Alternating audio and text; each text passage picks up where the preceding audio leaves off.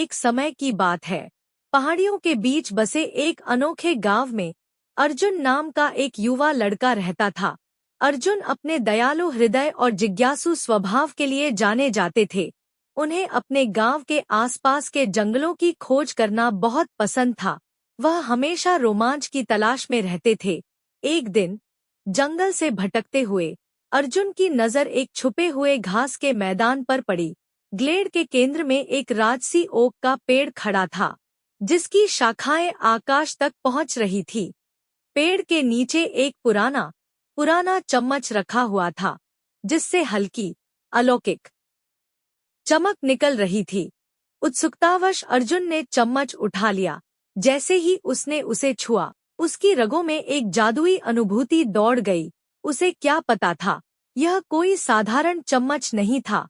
यह एक जादुई चम्मच था, जो सच्चे दिल वालों की इच्छाएं पूरी करने में सक्षम था।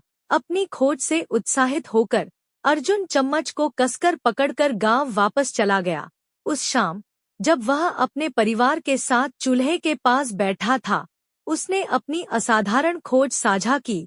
उसके माता-पिता, जो संशय में थे फिर भी आश्चर्यचकित थे, ने उसे चम्मच की शक्तियों का परीक्षण करने के लिए प्रोत्साहित किया। अर्जुन ने अपनी आंखें बंद कर ली और अपनी इच्छा व्यक्त की।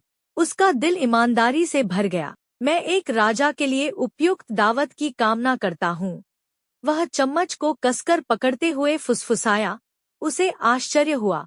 उसकी आंखों के सामने मेज पर रखा मामूली भोजन एक भव्य भोज में बदल गया, जो रसीले मांस, सुगंधित मसालों और स्वादिष्ट मिठाइयों से परिपूर्ण था। अर्जुन के चमत्कारी चम्मच की बात पूरे गांव में जंगल की आग की तरह फैल गई। जल्द ही दूर दूर से लोग चम्मच का जादू देखने आए। उन्होंने बिना सोचे समझे अपनी इच्छाओं को पूरा करते हुए असाधारण इच्छाएं की।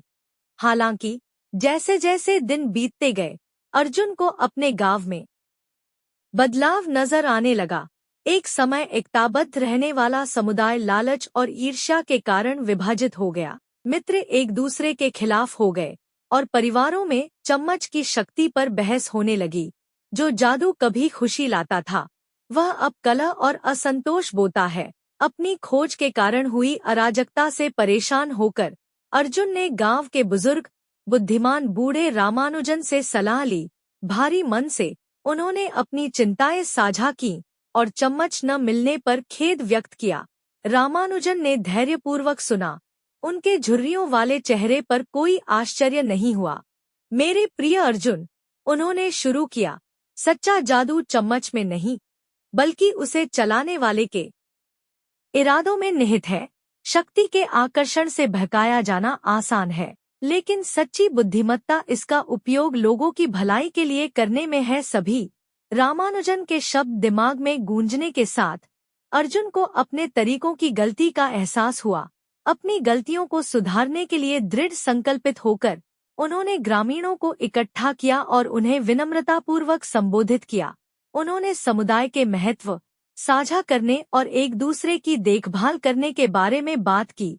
साथ में उन्होंने चम्मच के जादू का उपयोग व्यक्तिगत लाभ के लिए नहीं, बल्कि जरूरतमंद लोगों की मदद करने के लिए करने का फैसला किया। उन्होंने भूखों के लिए दावतें आयोजित की, बीमारों को ठीक किया और अपने कभी शांतिपूर्ण रहे गांव में सद्भाव बहाल किया। और इसलिए जादुई चम्मच आशा और करुणा का प्रतीक बन गया, जिसने इसे देखने वाले सभी लोगों को दयालुता और निस्वार्थता की परिवर्तनकारी शक्ति की याद दिलाई। और अर्जुन, वह लड़का जो कभी रोमांच की तलाश में था, उसे सबसे बड़ा खजाना मिला, प्यार और एकता का जादू।